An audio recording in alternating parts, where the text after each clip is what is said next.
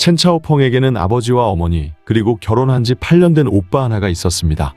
부모는 츠시시 심푸타운에서 사업체를 운영하고 있었고 나중에 딸이 결혼하면 신혼집으로 쓸 수 있게 화려한 단독주택까지 미리 준비해 놓았을 만큼 부유한 가정이었습니다. 차오펑의 부모는 딸의 결혼 상대의 학벌, 가정 형편 따위에는 전혀 관심을 두지 않았습니다. 오로지 성품이 착하고 진취적이고 딸애에게 잘해주기만 하면 된다고 생각했죠. 어릴 때부터 무용을 배웠고 또 아이들을 무척 좋아했던 차오펑은 2015년에 한 공립유치원 교사로 취직합니다. 차오펑의 부모는 딸의 편의를 위해 유치원 근처에 아파트를 구입했고 외제차도 사줍니다. 차오펑은 여가 시간을 늘 춤 연습실에서 보냈습니다. 그만큼 춤에 강한 애착을 가지고 있었던 것입니다. 2017년 차오펑은 유치원 교사를 사직하고 댄스 강사로 됩니다. 그리고 그녀에게는 남자친구가 생깁니다. 차오펑보다 5살 많은 우이동이라는 남자였습니다. 같은 츠시시 출생이었고 부모가 네이멍구에서 양봉업에 종사하다 보니 우이동은 어릴 때부터 할머니 밑에서 자라야 했습니다. 가정 형편도 보통이었고 한때 옷장사를 잠깐 한 이후로 안정된 직장도 수입도 없었지만 차오펑은 전혀 개의치 않아 했습니다. 그만큼 우이동이 그녀에게 잘해줬기 때문이었습니다. 2017년 8월 츠시시 한 병원에서 건강검진을 받은 첸씨 부부는 딸애의 아파트로 갑니다. 딸애의 얼굴도 볼 겸 집 청소도 해줄 겸 겸사겸사 찾아간 것이었습니다. 방문을 열자 차오펑은 보이지 않고 대신 그 방에서 자고 있던 우이동을 보게 됩니다. 딸애한테 남자친구가 있다는 말을 들은 적 없던 첸씨 부부는 당혹스럽기만 했습니다. 그런데 더 어이없고 황당한 것은 우이동이 인사도 자기소개도 하지 않은 채 방문을 잠가버리고 계속 잤다는 점이었습니다. 1시간쯤 기다리다 차오펑의 어머니는 결국 참지 못하고 문을 두드립니다. 방문을 열어준 우이동은 여전히 아무 말도 하지 않은 채 한 구석에 우두커니 서 있기만 했습니다. 딸의 남자친구와의 어색하고 곤혹스러운 만남이었습니다.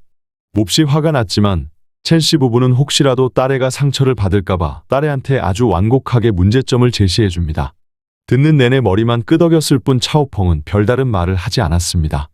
2018년 구정 전날 우이동의 부모가 명절새러 네이멍구에서 츠시시로 돌아옵니다.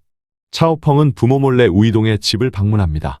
우이동의 부모는 차오펑을 무척 좋아했고 첫 만남에 세뱃돈으로 마니안을 줍니다. 차오펑도 우이동의 어머니가 입원했을 때 병상 옆에서 쪽잠을 자며 열심히 병간호를 했습니다. 하지만 진심인 차오펑과는 다르게 우이동은 점차 괴팍하고 다혈질인 본성을 드러내기 시작했습니다. 어느 날 두 사람은 사소한 일로 말다툼을 합니다. 그리고 차오펑이 출근하는 길에 갑자기 차 앞을 막아선 우이동은 차키와 핸드폰을 뺏어갑니다. 출근이 급했던 차오펑은 다른 사람의 휴대폰으로 오빠한테 전화를 걸어 대신 차를 찾아달라고 부탁합니다.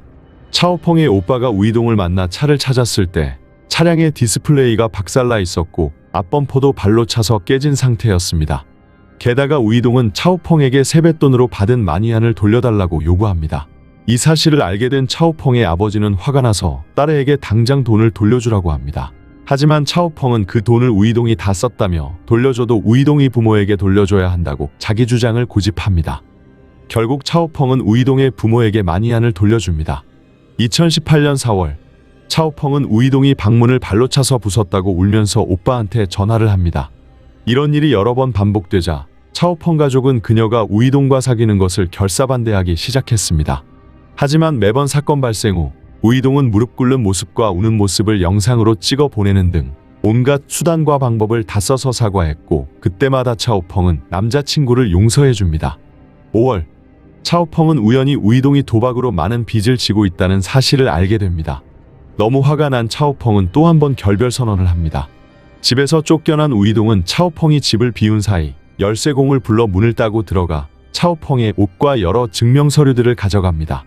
차오펑의 신고로 경찰서까지 다녀와야 했던 우이동은 강아지 한 마리를 선물하면서 온갖 가머니설로 용서를 구했고 차오펑은 또 한 번 그 사과를 받아줍니다. 2018년 5월 26일 두 사람은 항저우로 여행을 떠납니다. 서호의 유람선에서 우이동은 여자친구의 영상을 촬영합니다. 그리고 그 영상을 중국 틱톡 도우인에 업로드하죠. 결과 조회수가 1000만을 넘었고 좋아요를 100만 이상 받습니다. 첫 영상으로 재미 본 우이동은 주특기인 가머니설로 차오펑을 구슬려 한 달 동안 무려 59개의 영상을 찍어 도우인에 게시합니다. 영상 촬영에 거부감이 많았지만 매번 꼬드김에 넘어가거나 강요에 결국 승낙해야만 했던 차오펑은 절친에게 불만을 털어놓습니다. 그 사람 도우인을 밥벌이 수단으로 생각하나 봐. 내가 하지 말랬더니 일하는 거니까 신경 끄래. 까놓고 말하면 널 돈벌이 도구로 이용하는 거잖아. 두 사람의 갈등은 점점 더 심해졌고 차오펑은 우이동과의 관계를 깔끔하게 정리하려고 결심합니다. 첸씨 부부는 차오펑이 살던 아파트를 팔고 딸애를 집으로 데려갑니다. 2018년 7월 12일 차오펑은 우이동에게 헤어지자고 통보합니다. 그리고 연락처를 차단하고 전화번호도 바꿉니다. 하지만 우이동은 그녀의 새 전화번호를 알아내서 협박 문자를 보내기 시작했습니다. 차오펑은 무시했고 우이동은 헤어질 때 차오펑이 돌려준 강아지 학대 영상을 여러 차례 찍어 보냅니다. 그리고 이런 말까지 덧붙입니다. 얘 죽어가는 모습을 네 두 눈으로 똑똑히 지켜보게 할 거야. 학대당하는 강아지를 차마 외면할 수 없었던 차오펑은 결국 우이동을 다시 만났고 그에게 2,800위안을 주고 강아지를 집에 데려옵니다. 7월 25일 차오펑은 아이들을 데리고 공연을 떠납니다. 그 기간 동안 우이동은 줄곧 그녀를 미행했고 차 번호판 훼손과 차체를 마구 긁어놓는 짓도 서슴지 않았습니다. 첸씨 가족은 경찰에 신고합니다. 조사 결과 우이동이 새벽 시간대에 늘 첸씨네 집 주변에서 서성거리는 모습이 확인됩니다. 26일 차오펑은 한 작은 공원에서 남사친과 산책하며 담소를 나누고 있었습니다. 그런데 갑자기 나타난 우이동이 남사친한테 칼을 휘두르기 시작합니다. 남사친이 쇠파이프를 찾아서 방어하는 한편 경찰에 신고하자 우이동은 그대로 도망쳐버립니다. 우이동의 소름 끼치는 짓거리에 차오펑의 어머니는 혹시라도 딸애가 다칠까봐 차 운전도 못하게 했고 출퇴근할 때마다 자신의 차로 직접 태워줍니다. 2018년 8월 1일 오전 우이동은 SNS로 차오펑에게 만나자고 요구합니다. 차오펑은 답장을 하지 않았고 오후 우이동은 욕설과 위협의 메시지들을 보내기 시작했습니다. 섬뜩한 메시지는 다음날 새벽 3시경에도 차오펑의 휴대폰으로 전송됩니다. 헤어진 후 매일 위협과 협박에 시달렸던 차오펑은 사태의 심각성을 미처 깨닫지 못했습니다. 8월 2일 오후 5시 31분 차오펑은 어머니에게 저녁에 친구와 영화 보러 가기로 했다며 데리러 오지 말라는 문자를 보냅니다. 그것은 그녀의 마지막 문자였습니다.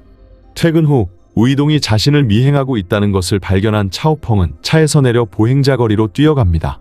어쩌면 차오펑은 사람이 많은 곳이 안전할 거라는 생각을 했을지도 모릅니다. 하지만 미리 준비했던 마스크를 착용한 우이동은 곧바로 칼을 꺼내들고 차오펑을 쫓아갑니다. 그리고 다짜고짜 그녀를 인형 뽑기샵 안으로 끌어갑니다. 참극은 그렇게 벌어졌습니다. 신랑이 하는 중에 우이동이 흉기로 차오펑의 목과 복부를 16차례나 찌른 것입니다. 범행 시간은 우이동이 차에서 내린 8시 55분부터 도망친 8시 58분, 단 3분이었습니다. 응급처치를 받았지만 차오펑은 과다출혈로 끝내 사망합니다. 당일 저녁 9시 30분 우이동은 경찰서에 가서 자수했습니다. 2019년 4월 3일 첫 재판이 열립니다.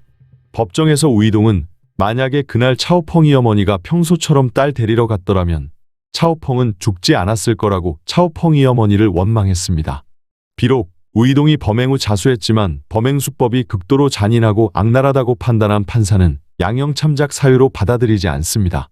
1심은 우이동에게 사형을 선고했고 이에 불복해 우이동은 곧바로 항소합니다. 2심 재판에서 우이동 가족은 우이동의 정신과 진료 기록을 제출합니다. 차오펑과 헤어진 후 우울증으로 치료받는 과정에 범행을 저질렀다며 선처를 호소한 것입니다. 2019년 11월 2심은 항소를 기각하고 1심 판결을 그대로 유지합니다.